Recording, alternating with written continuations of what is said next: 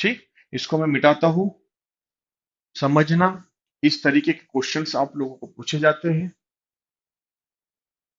अब ये कोड याद कर लेना। कोड याद करने का सबसे सरल तरीका, एक बार देख के लिखो, दूसरी बार देख के लिखो, तीसरी बार ऑटोमेटिक, जब प्रैक्टिस हो जाती है तो ऑटोमेटिकली कोड आपको ध्यान में रहते हैं। और एक बात बताओ, हर टीचर का पढ़ाने का अलग अलग तरीका होता है बेटा। मैं आप लोगों को यूनिवर्सल फैक्ट बता रहा हूँ, इसमें कोई भी बदलाव नहीं। ये मेरे मन से कुछ भी नहीं बताऊंगा मैं, क्योंकि यूनिवर्सल चीज को मैं बदल नहीं सकता। अलग अलग किताबों में, अलग अलग बुक्स में अलग अलग कोड दे के रखे होते हैं। मैं ये नहीं बोलता कि वो कोड गलत है, मैं ये बोलता हूँ वो तरीका अलग है ना। आंसर सबके एक ही आते हैं, तो ये आपको ध्यान में रखना है, इसलिए आप कभी भी कंपैरिजन मत करना। ये एक सबसे सरल तरीका है, जिसको आप लोग ध्यान में रखोगे तो आसानी से क्वेश्चंस बड़े कर सकते हैं। अब और एक चीज समझना,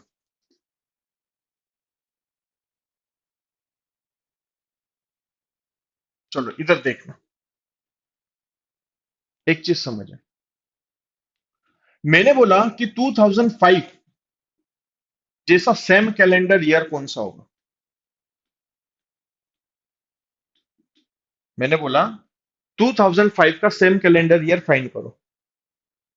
मैंने क्वेश्चन किया कि यार 2005 का सेम कैलेंडर ईयर आप लोग बताओ, फाइंड करो। इसका मतलब क्या है? इसका मतलब ये है कि 2005 की जो डेट थी, उनपे जो डे थे, वो एज इट इज, ऐसा कौन सा वर्ष है, ऐसा कौन सा ईयर है जिसपे सेम एज इट इज दिखाई दे। पहली बात तो आप एक चीज ध्यान रखना, आप लोग सभी लोग पढ़े लिखे लोग हैं। 2000 जो 5 जो मैंने लिखा है, ये ऑर्डिनरी ईयर है बेटा, ये ध्यान में रखना। कौन सा ईयर है? Ordinary year. और आपको ये भी ध्यान में रखना है कि ऑर्डिनरी ईयर का सेम कैलेंडर ऑर्डिनरी ईयर ही होगा, लीप ईयर का सेम कैलेंडर लीप ईयर ही होगा। ये दिमाग में आप लोग डाल देना। अब जैसे मैंने बोला 2005 का सेम कैलेंडर ईयर निकालो, देखो निकालने का तरीका क्या करो। 2005 का पूछा, तो जो भी ईयर का आपको सेम कैलेंडर ईयर बोला है, तो आप क्या करो, आगे बढ़ा दो। कितने? 11-12 ईयर आगे बढ़ा दो। अब आंसर 11-12 ईयर आगे बढ़ा दो, इसका मतलब क्या? मतलब ये कि 2005 है ना, तो उसमें 11 वर्ष आगे बढ़ा दोगे तो कितना, 2016 तक जा सकता है। तो मैं 2016 तक आगे लिख देता, दो, 5, 6, 7, 8, 9, 10, 11, 12, 13, 14, 15, 16, 17, 11-12 वर्ष आगे बढ़ा। आपने बोला सर ये ऐसा क्यों लिख दिया? समझा रहा हूं कि ये कैसे निकाला जाता है। तो आपने बोला सर इसके आगे और लिख दे, कोई आवश्यकता नहीं, कोई जरूरत नहीं, आपको इन 11-12 वर्षों के अंदर ही सेम कैलेंडर ईयर मिल जाएगा, है ना। तो देखो आप खुद सोचो, 2005 का पूछा है, तो 2005 जो है वो ऑर्डिनरी ईयर है या लीप ईयर है? तो देखो ये ऑर्डिनरी ईयर है, एक ऑर्डिनरी ईयर में एक ऑड डे होता है, ध्यान में रखो, ये लिख दिया। ये भी 2006 ऑर्डिनरी ईयर है, 7 ऑर्डिनरी ईयर, लेकिन 2008 लीप ईयर है। एक लीप ईयर में दो अड्डे होते हैं, मैंने दो लिख दिए। ये एक हो गया, एक हो गया, एक हो गया, दो, एक, एक, एक, दो, एक। मैंने ये क्या लिखे? मैंने ये ऑड डे लिख दिए बेटा। मैंने कुछ नहीं किया, मैंने देखा कि यार 2005 ऑर्डिनरी ईयर है, तो एक ऑड डे होता है, ऑर्डिनरी एक ऑड डे, ऑर्डिनरी एक ऑड डे, लीप ईयर दो ऑड डे। मैंने यहाँ पे ऑड डे लिख दिए।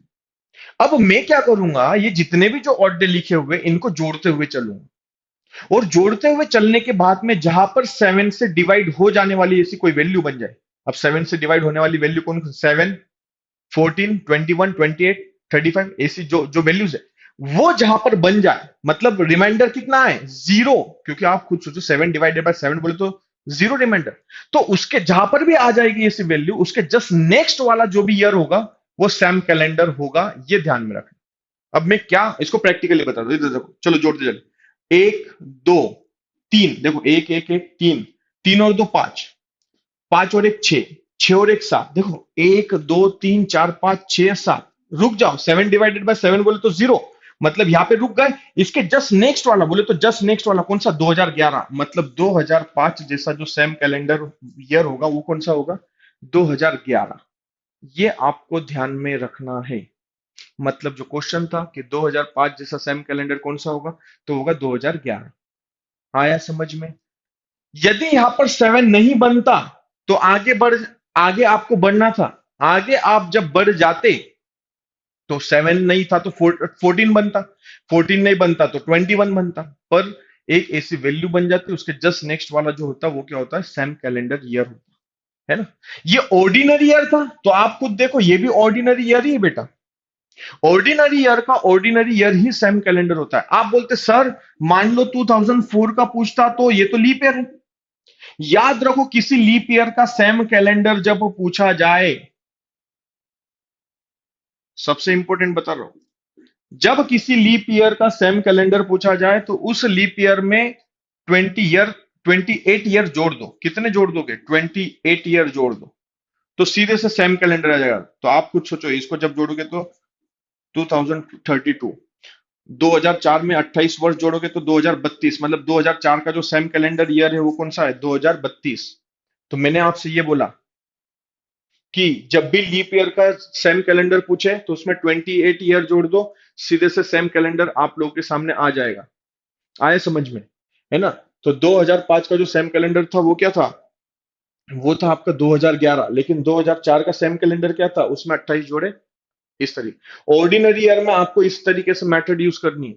कई सारी किताबों में लिखा होता है 11 ईयर जोड़ दो, फिर उसके बाद में 5 ईयर जोड़ दो, 6 ईयर जोड़ दो, सब कुछ कंफ्यूज करेगा आप लोगों को। आपको सेम जो सही तरीका है वो ये कर दो कि जो भी ईयर का पूछा है आप सिर्फ 11 ईयर या 12 ईयर तक बढ़ाओ, इसी के अंदर आने वाला है, ध्यान में रखना। जैसे आपने बोला सर एक आध एग्जाम्पल बता दो, चलो और एक एग्जाम्पल बता देता हूँ, ध्यान में रखना। जैसे मैंने बोला 1947 का सैम कैलेंडर निकालो। तो इधर देखो 1947, 48, 49, 50, 51, 2, 53, 4, 5, 6, 7, 8, 9। मैंने बोला 11-12 वर्ष बढ़ा दो।